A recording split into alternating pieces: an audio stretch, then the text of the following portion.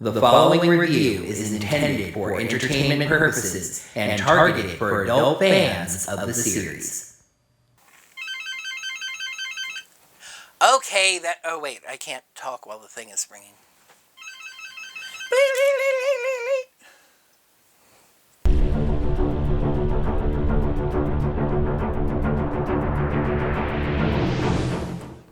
Right. That's why I was thinking like maybe, 3 videos a week, maybe Monday, Wednesday, Friday. I play the games in batches and I just edit the footage into episodes later on anyway. I was thinking 1 game at a time to start off, but once I get my bearings on it, I could play more than 1 game at a time. Maybe we could do 5 episodes a week, 1 each weekday, and they could alternate back and forth between the... Oh! Hello again! Kaizoku, we have really got to talk about that sticky record button. But can't we just edit these accidental early starts out of the video? Kaizoku, you know we can't do that for extremely important self-evident reasons. Well, actually, while I've got you here before the review begins, if you've been picking up some strange hints about video games, well, I have no idea what you're talking about. But I do have something video game related to talk to you about. Or rather, someone. Or rather, someones. 2 of my very dear friends are streaming video games over on Twitch, and I would absolutely love it if my Orange Ranger heroes went over to check them out and give them a follow. Hello there, heroes. Editing Sean needs to cut in here and give you a very important message about the 2 Twitch streamers that I am about to tell you about. This is something that occurred to me after I filmed the video, but I have to put it in because it's very important if you want to go and check them out. Both of the streamers I'm about to tell you about run 18 plus streams due to language and content, games played, and just the vibe that they want to have in their streams. And this is not like, oh, they use some potty mouth words and you can say you're 18 and go in there. They check their viewer bases on a regular basis, and if you are not above the age of 18, if you're not 18 or older, you will be banned, because Twitch can be very serious about the kind of content that is provided to minors, as they should be. So, again, for both of these wonderful friends of mine, if you are not 18, we're going to need you to wait and just start checking them out when you are 18. If you are 18 or older, please check out the people I'm about to tell you about. They are amazing. The first is TNS_Tank. Tank plays a variety of different video games and is a really great, funny guy. He actually just reached Twitch affiliate last week, so if you like what you see over there, you can not just follow him, but subscribe, donate bits, etc.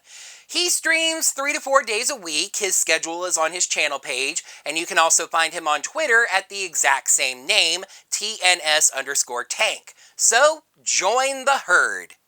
That's the HIRD, a Norse word that means family. The other friend is a brand new Twitch streamer. That would be Harry of Asgard, who you can find on Twitch at Harry_of_Asgard. Harry's another variety streamer, and she just had her very first Twitch stream on Saturday, playing the indie passport checking game Papers, Please for 4 hours. Harry is an absolute sweetheart, very clever, and with a delightfully quirky sense of humor. She doesn't have a schedule yet. Again, she's just getting started, but that means she has taken the first step down the road to Twitch affiliate. She is also on Twitter, but the names don't exactly match up, so for ease of finding it, I would say just to go to her Twitch channel page and look at her socials, or you can search Twitter for Harry of Asgard, and when you see the one with the avatar of the cartoon bunny, you found the right one.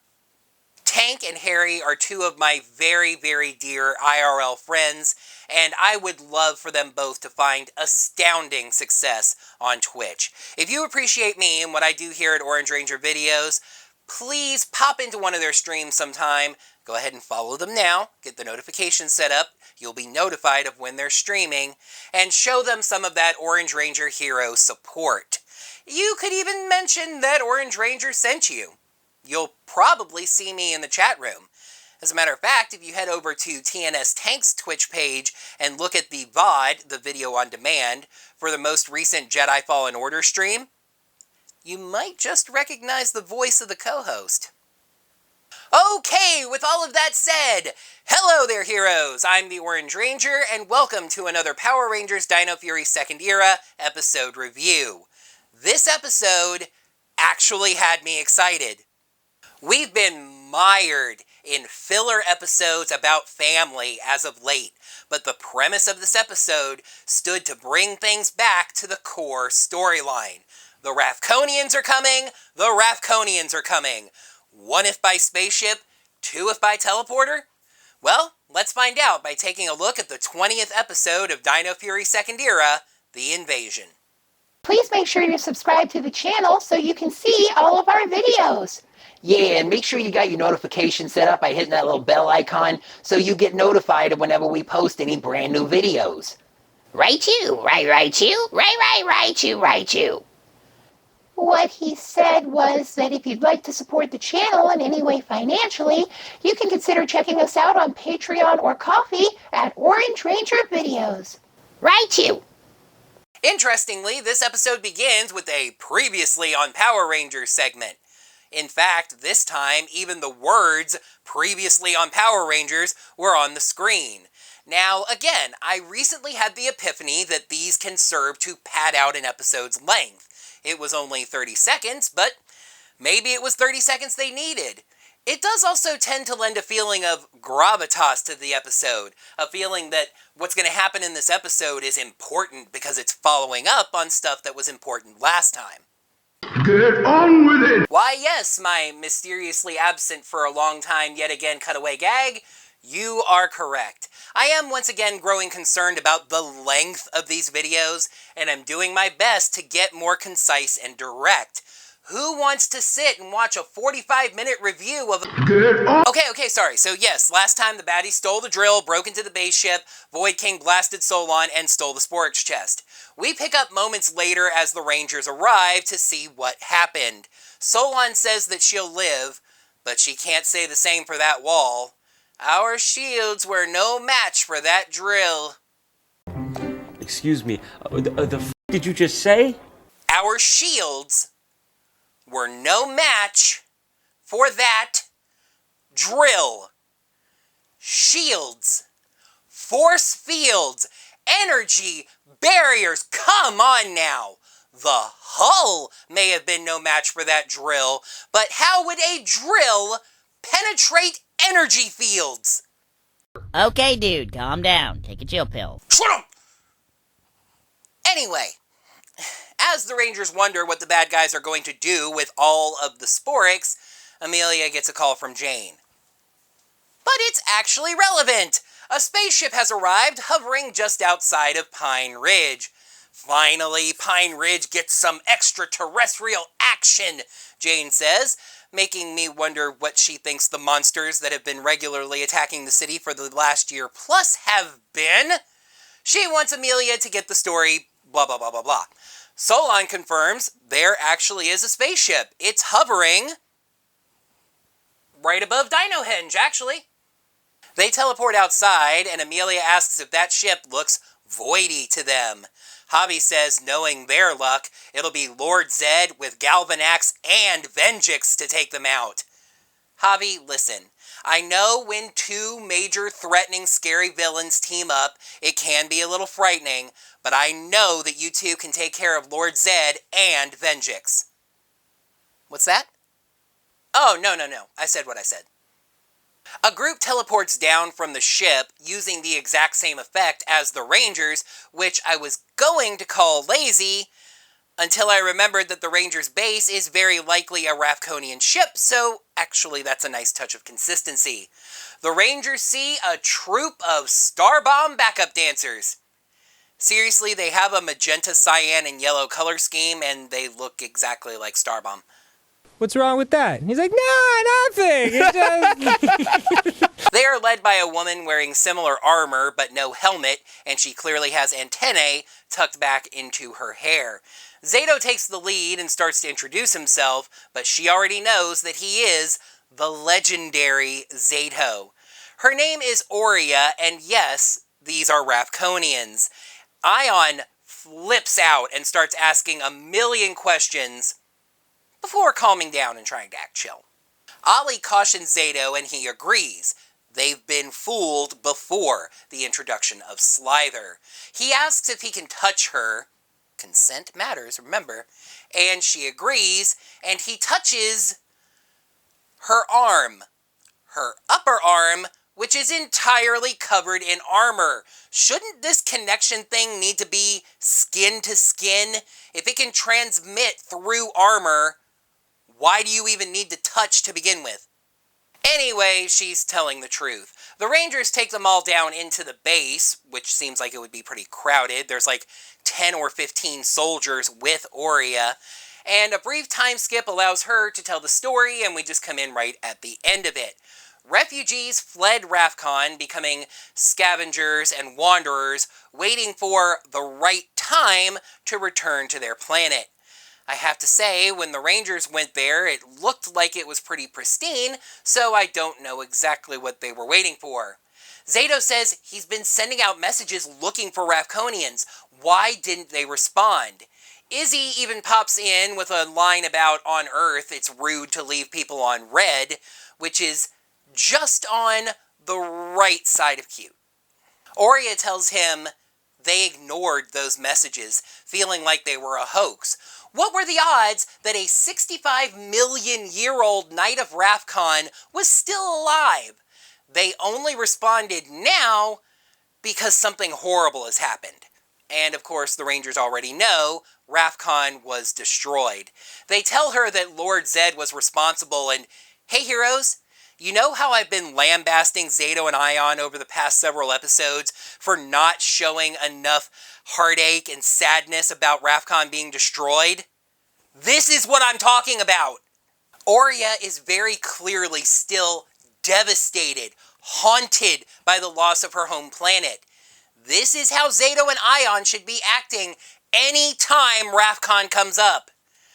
Anyway, this is where things start to twist. They're all happy to be together now, but Aurea asks to speak to Zayto and Aiyon in private. They step into a side room, and Aurea says that Earth is amazing. The perfect new home for the Rafkonian people. Zayto and Aiyon are all about the idea of sharing the planet, although that really wouldn't be up to them. It would be up to various governmental bodies based on where the Rafkonians wanted to colonize, though I guess the word of the Power Rangers wanting to help them out would help with that somewhat. Anyway, that is not what Aurea had in mind. She goes a little bit kite from Wild Force. Humans are terrible people. They pollute their planet, and they have wars, and they kill each other, and they don't deserve to have the Earth. She does not want to establish Rafkonian colonies on Earth. She wants Rafkon to colonize the planet, taking control of the humans so that the planet can thrive once again. Of course, Zayto and Aiyon are not on board with this.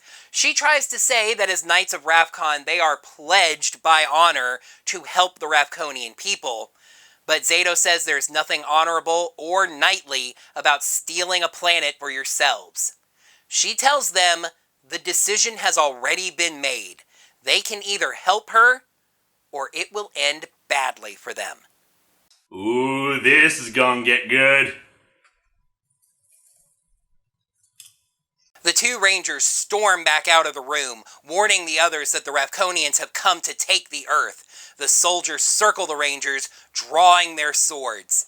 It's a tense moment, as Zayto says that he does not want to fight his own people, but he will. So, let's see how the bad guys are doing. Okay, but why though? Void Queen is surrounded by all of the Sporix, as Void King asks if it's everything she wanted. She says it is everything, and it's time to end this. She sends out all of the Sporix to land in the city and hatch, becoming Sporix Beasts all at once. And I didn't know if they would touch on this as I wrote this sentence. They didn't in this episode, but they could come back to it. But remember that a good number of these Sporix are once destroyed, more powerful Sporix. If those Sporix are capable of hatching again... Uh-oh, we're in trouble. Back at that tense standoff in the base, an alarm goes off, alerting them to all of the Sporix in the city. Aurea says, "Hey, eyes over here, what's your play?" But Zayto points out that if they don't go and deal with the Sporix right now, there's not going to be a planet for the Rafkonians to take. Aurea agrees, declaring a truce and saying they'll fight side by side with the Rangers against the Sporix for now. By the way, it's never really established if Aurea knows that they're the Power Rangers. Zayto actually says it to her, Rangers and Rafkonians fighting side by side. But she does make clear afterwards that she fully intends to settle who gets the Earth. There's a very nice sequence of the Rangers contacting their families to ensure their safety. Pop Pop is planting trees at the dam, some kind of community service project it looks like. But a little weirder even than that is the Garcias. Izzy calls her dad, but her mom picks up. They're at Buzz Blast, where Warden Garcia is advising Jane on a citywide evacuation. Now, I know MPG is warming up for a third crack at me in this video, but there are two weird things about this. Number 1. Buzz Blast is not the only source of information in Pine Ridge. I say this factually. Standard television news stations, radio stations, etc. Buzz Blast is a streaming entertainment platform. This would be like a police chief making sure that Twitch was aware of hurricane evacuation plans. It's just not in their wheelhouse. Number 2. Izzy's mom, her name is Rena, but I honestly don't know if that has ever been established, says that with the mayor out of town, your father is in charge of civil defense for the city. Dang, I already used the "what the are you talking about" cutaway. Oh, wait! What are you talking about? Many American cities have vice mayors, just like a vice president. It's kind of important to have a backup person that can step in and make major decisions like this.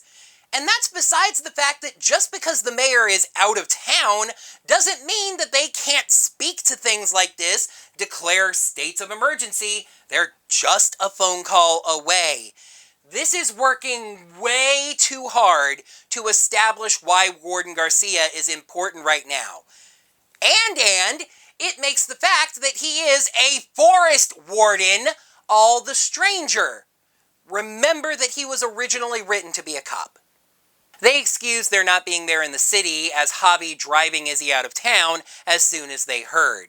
Remember that Ollie's mom Lonnie is in Japan, so she doesn't need to go anywhere.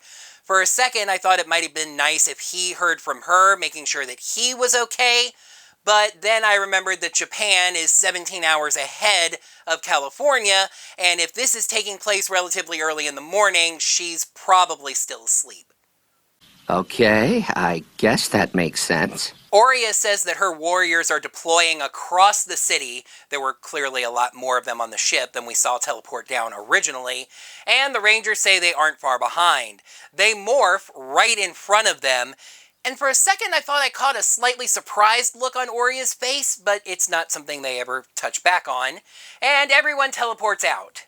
They arrive at a single location. It looks like a park, where Wreckmate has an appropriately themed monster in tow, a water-themed Sporix Beast named Crash Flood. I mean, it's a better name than Clawfare. We're reviving Sporix, right? Boy, would it be stupid if Clawfare showed up with its dumb name and its silly lab coat. The Rangers focus on the monster, while Aurea and her soldiers deal with Wreckmate, though eventually they slip past her and blast the Rangers back.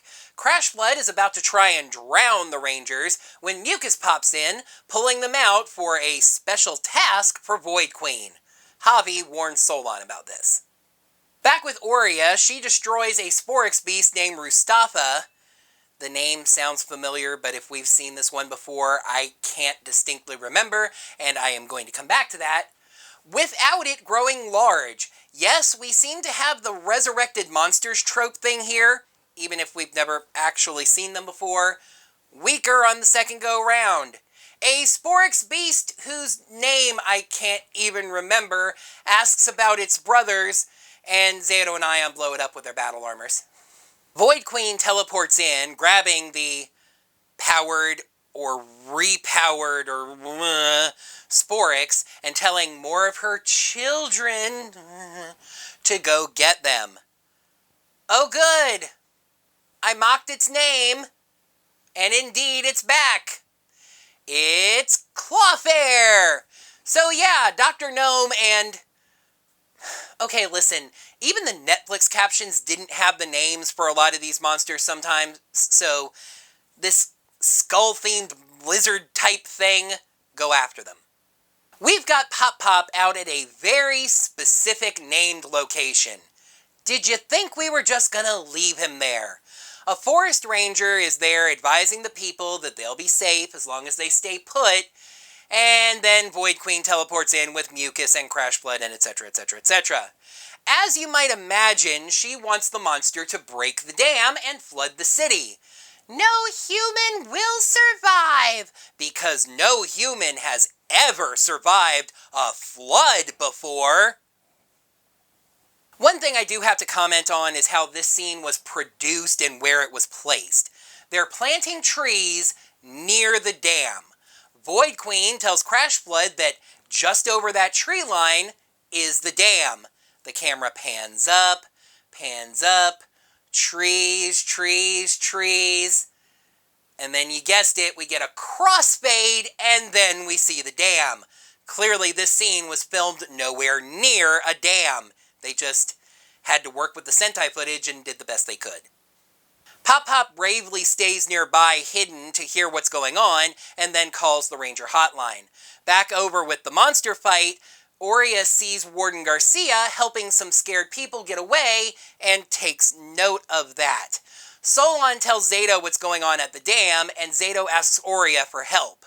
She leaves 6 of her soldiers to fight 2 Sporix Beasts, taking the rest of her soldiers and herself to go with all 6 of the Power Rangers. Man's practicing fuzzy math again. The Rangers intercept the monsters, who got lost or something, I guess. Crash Flood grows.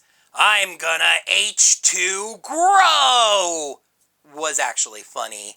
It's Zord time! All 5 of the original Zords deploy, one at a time.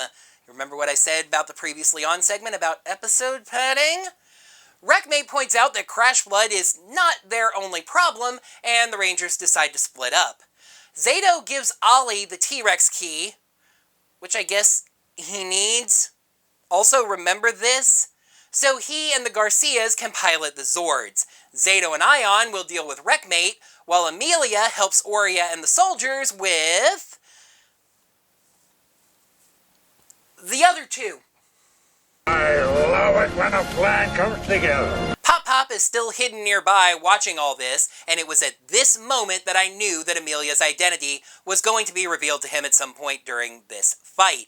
I didn't mention it earlier, but during the segment where the Rangers were calling their families to check on their safety, Pop Pop told her to get out of the city and to just let the Power Rangers handle this.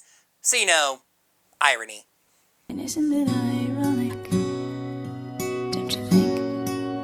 We get this weird kind of kit-bashed Megazord sequence where we see that whole living giant key putting the sword and shield together thing that honestly they haven't used very much. But then just 3 quick shots to establish the Megazord in blade formation. Oh, excuse me, this is actually Warrior Blade formation. So it's all 5 Zords, but I guess Ollie's is in the drivers. Anyway, we've got a giant Zord fight near the dam with the others dealing with the monsters down below. Aurea ducks back near some of the trees to regroup, but then nearly trips on a shovel. She asks in frustration out loud, "Who left this here?" Pop Pop is hiding nearby and grabs the shovel, apologizing. They were just out here planting some trees, trying to save the earth. Another moment of realization for Aurea, though she then just angrily tells him to get to safety and to stay out of the way. He starts to leave as she runs into the fight, but then goes, "Those antennae." Zayto and Aiyon are really having no issues with Wreckmate, but the Megazord is having a tougher time, knocked flat against a mountain. Crashblood then creates a maelstrom, and even calls it that. Nice vocab. Ollie calls Zayto and says the Megazord is down, and Zayto says he'll take it from there. He goes master mode, using the freeze key to freeze the storm, which then shatters. Crashblood attacks him, and he switches to the T-Rex key. Didn't he just give that to Ollie? To attack Crashblood with fire, and we actually get, like, Cal-explosions around the monster. I found myself wondering if this was original footage, even if Koichi has done work on Sentai in the past. Zayto powers down from that and tosses the Master Saber over to Aiyon, giving him a turn in Master Mode to take on Wreckmate. The Mosa Master Strike is enough to send Wreckmate fleeing once again.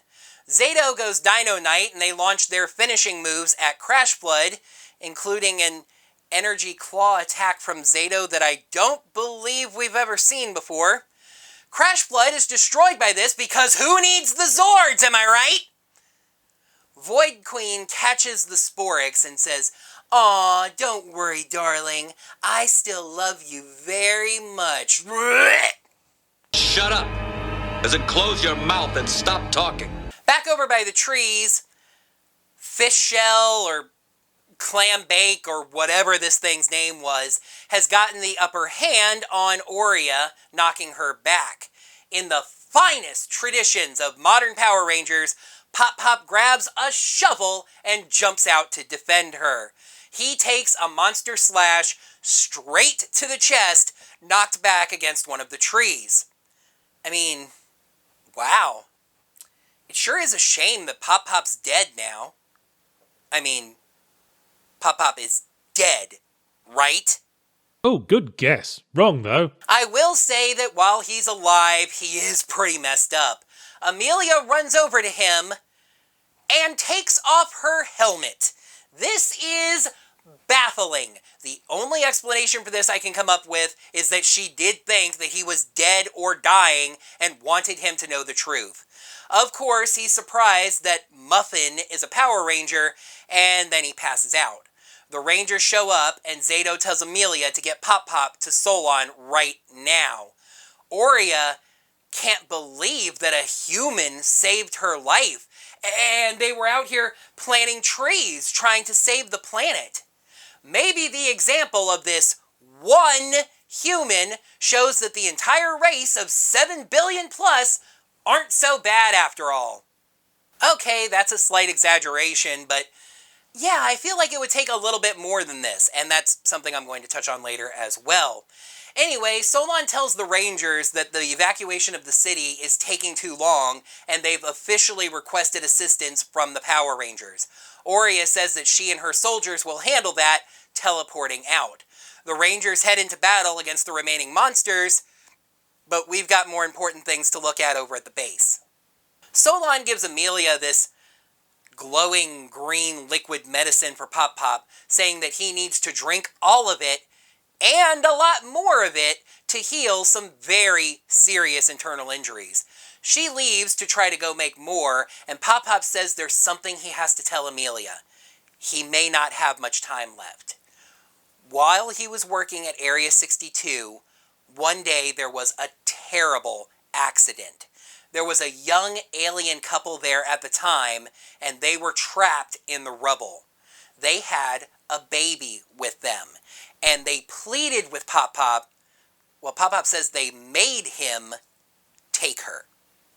That baby was Amelia. Amelia is an alien. Then Pop Pop passes out, and that's where the episode ends. I think we already know the score, but let's find out as we balance the scales anyway. Episode 20, The Invasion. Pros: love the Rafkonian invasion plot in general. The whole episode had a serious tone, and the ending reveal. Cons: the episode is a touch padded. This could have started sooner, and wow, have the Sporix Beasts been unmemorable. I am so happy to finally be able to say this again. The Invasion gets 5 scales out of 5. Having the Rafkonians come to Earth, delighting Zayto and Aiyon, and then learning the Rafkonians want to take over the Earth was a wonderful twist on that story. Then, Aurea spends the entire episode, after having entered into an unsteady truce with the Rangers, learning that humanity actually isn't all that bad. She's been introduced a little late, but it's clear she's going to be around for at least one more episode, so that could be a nice little arc for her. There were jokes in this episode, yes. Jane had a take me to your leader gag when she called Amelia that was too dumb to be mentioned in the recap, Izzy's whole left on red thing, etc. But overall, the word of the day was gravitas. The Rafkonians' arrival, the shift in tone as their intentions became clear, the attack of literally all of the monsters, and ending with Pop Pop giving what might just be a deathbed confession. And speaking of, now, unfortunately, I did have the plot point about Amelia spoiled for me a while back. But the strength of the writing still kept it exciting. It was like, I knew the end result, but still seeing it come together was very interesting. When Pop Pop recognized a Rafkonian, my jaw dropped. I can only imagine what that would have been like not knowing where it was leading, but still, wow, what that sets up, what it means. The cons for an episode like this are inconsequential. My ice cream sundae was a little bit melted by the time I finished eating it. As the cutaway gag says, who cares? I pointed out that between a previously on segment and some extended Zord footage, which I don't usually actually even complain about all that much, this episode was a touch padded out. That was just a little bit weird for an episode with this level of importance to need padding. I loved this episode, but did it need to be episode 20 of this season? The third to last episode of the show? I realized that Dino Fury grew an entire second season after it started being written, but it really felt like this episode could have been a very interesting arc. Maybe treat Aurea, who, by the way, was played by Brooke Peterson, and I swear that I've seen her in something else, but I checked her IMDb, and she's a New Zealand actress who hasn't really been in anything that I've watched. Maybe treat Aurea as something like a late-stage villain. She shows up, announces her intentions, and the Rangers have to deal with her over several episodes. Have an episode where she convinces one of the Sporix Beasts to fight for her side instead. Let's have a slow build-up of her seeing humans planting trees, humans helping each other, fighting to save the environment, and end the arc with this episode with Pop Pop sacrificing himself to save her. Like I said, this was all still nice in the condensed form we got it. I just feel like it could have been even better, fleshed out a little bit with some more time. And wow, it was so great getting to see destroyed Sporix Beast come back for another run. Like Clawfair, who I only remembered because of the terrible name. And, the clam one. There was one that looked like a fish that I don't think got a name. The Sporix Beasts in general have been unmemorable, unimpressive MOTDs. I feel like I remember their names because their names are dumb. And when I remember their powers, it's because their powers are dumb. Thinking about it while I was writing this, I could not connect a single Sporix Beast to a specific episode of the show besides the past couple because of recency. But overall, yes! Yes! Yes! This is what I have been craving. This is the shining example of what Dino Fury, what Power Rangers can be when it throws off the moral of the day, when it throws off most of the comic relief and just focuses on the Power Rangers and their quest to save the world. Power Rangers should be able to be this all the time. Let's see if it keeps being this as we enter what I'd imagine is part 2 of a 3-part finale. Let's take a peek at the 21st episode of Dino Fury Second Era, The Truth. When Void Queen sets her grand plan in motion, Amelia makes a last-ditch effort to learn the truth about her parents. Roll credits. And that is going to do it for another Power Rangers Dino Fury Second Era episode review. Thank you, heroes, so much as always for watching. Now that the video's done, you can let me know what you thought of this episode, as well as my review of it, down in the comments below. While you're down there, make sure you smack that thumbs up button to let me know that you enjoyed this video.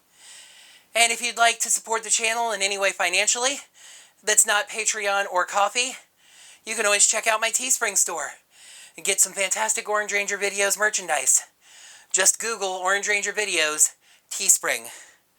Until next time, heroes, may the power protect you. Whew! Sean, if you're finished, I need your help adjusting the Elgato. Yeah. Sure, buddy. All wrapped up here. Let me come take a look. Yeah, so I was thinking maybe like 3 videos a week, Monday, Wednesday, Friday, that kind of thing. Well, while I've got you here, before the video review begins, god dang it. I should have just let that go. It's not that big a deal that I said video review. But now I have to do the whole thing over again. Instead of 3 videos a week, I could do 5 videos a week. 1 each day of the weekday. And I would love it if some of my heroes went over to check him. I'm kind of glad I screwed that up, actually. Go ahead and follow them now and get the notifications set up, and you'll get notified when they're streaming. There's a spaceship hovering just outside of town.